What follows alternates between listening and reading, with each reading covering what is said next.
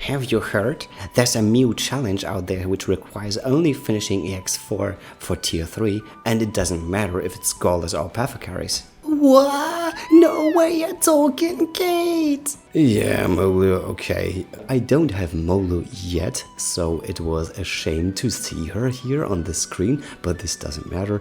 You don't really need her, because only one of those ads has the fire weakness. So let's see what the team composition is like here. I wanted to concentrate on beastly scarves and dragon scarves all over the place and try to get origin tomes for the ones who don't have enough HP, like the Rubies, and hollow hell tomes with elemental attack plus for the other scholars here. Because I used analyzer all on the normal floor, I know exactly which of those weaknesses I have to counter here and which one to use on which opponent. So you maybe write them down or make a photo or something so that you know exactly which of those enemies to attack with which elemental attack. Okay, let's get into this fight. I have equipped only the physical hell armor here, and I think it would fit better in here if you prepare for both of those attacks, like elemental and physical, because they strike with both if they do too much damage to you. They strike with physical ones in the first turn only,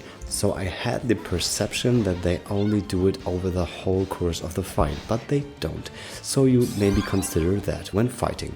Elvis is the only scholar which can heal, so we take advantage of this, and we can't do anything against the Vim and Vigor from these boss here, and the cover won't protect as long as I thought here. And I believe these enemies here are from Largo himself. These enemies seem a bit familiar to me. And have you seen the Thunder Shock right now? It did like 700 damage, so it wasn't as hard as before, but I just wanted you to know that the armor choice can make a difference. Okay, I have broken both of the ads so that I can make more damage to both of them with the AoEs I have. And in the next turn I can even strike both of the left enemies. And as you can see here, Raging Luminescence is doing a great job here decreasing the light resistance so that Odette can do a bit more damage, and the Chain Spear will do the rest here to this ad. So we only have one enemy left, and this one is doing also elemental damage, and he increases his elemental attack. So one more reason here for the armor if they're doing too much damage for you. Okay, now he has exactly 3 shields left, and in the next turn he would attack twice. And because I don't want this, I just break him now. And I use the Duskfall because he has a dark weakness here. And we're going for the Light Shatter form because I don't have enough BP left for a stronger attack. But this doesn't matter because the Ancient Winds is doing very good damage here. And in the next turn, the Thunder Strike will do the rest to this enemy.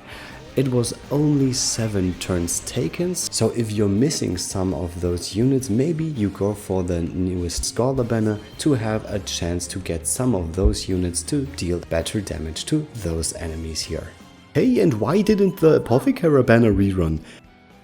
Because you should pull for Alphen and not for this tower. It's way too easy anyway. Yeah, Theo, EX4 on this tower is even easier. So if you have a few of those apothecaries, it shouldn't be any problem for you to deal with the EX4 here if it didn't work out with the Scholars one. The equipment should be clear. You go all out for Hollow Hell Axe, and if one of your units doesn't have so much HP, maybe go for the Origin Hatchet 4 instead. Theo and Loomis are the only one who can equip a Rainbow Soul here, so maybe use them wisely. And apart from that, use as much souls as possible to have the extra physical attack here. Try to get a silver or a golden soul with a physical attack up, and if you have the chance, equip at least one of those souls, because then you get a physical attack bonus anyway. So in this battle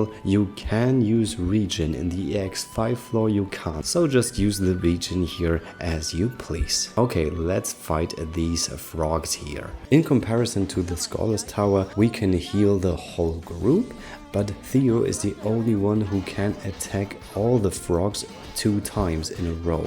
So you should focus on the 2 frogs in the front first and get their shields down to 1, and afterwards you're going to break them down and deal proper damage to both of them in the same time. They have the exact same weakness, so they should also share the exact amount of HP here. And as you can see, this attack was physical and hitting very hard, so you should equip the Hell armor with physical defense. This is really preferred here. I have 2 units with toxin right now and a few are paralyzed, so having at least 1 unit in the row which increased the ailment resistance to 50% is a really great help here. And as you can see here, I underestimated the HP of those guys. I could have killed both of them in the first break. So this frog is going for his ultimate in the next turn and I can't prevent that. So we have to see which attack is coming at us. And I can tell you, this one is a really strong one. And if the ads are still alive, this can be your death sentence, as the skill name is called. So if you couldn't deal with the ads before he's doing this ultimate attack, maybe you're shield shaving him first, so that the death sentence is not affecting all of your front row units. Now I'll go all out with all my ultimates here to deal massive damage to this enemy, because I didn't want this situation to happen again, and because I want my Loomis to get in the back and rest a bit so that she can regenerate a bit from this massive damage she got.